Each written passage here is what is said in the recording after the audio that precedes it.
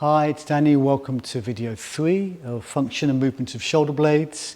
Let's do some upward and downward rotation. We've covered elevation depression, we've covered the protraction, retraction. Helps to move the humerus with this one.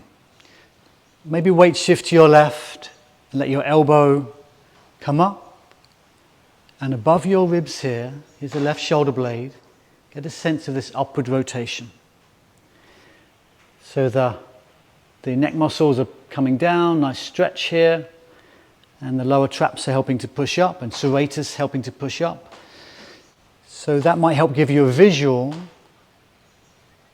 that when you come to throw a ball up, when you come to put a vase on the shelf, when you lift the arm up, that the shoulder blade has this nice upward rotation and then comes back down. Shake out. Let's change over. You might weight shift to the right.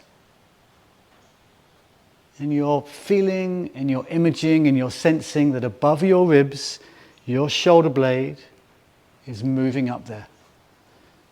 There's the bottom of my shoulder blade. As this moves up, I'm going to trace it right around. It ends up over here somewhere. It moves a good distance. Nice stretch on levator. Nice movement.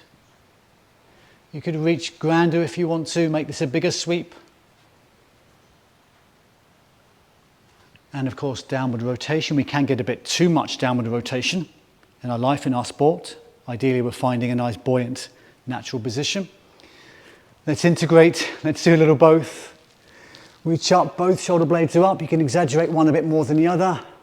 Little standing stretch here. We'll come back down. Keep the posture gently elevated. Release your arms. Nice sense of tone to ribs. Relaxed, open shoulders. Perhaps you can be aware of this nice openness and restfulness as you go about your day. Thanks for joining us.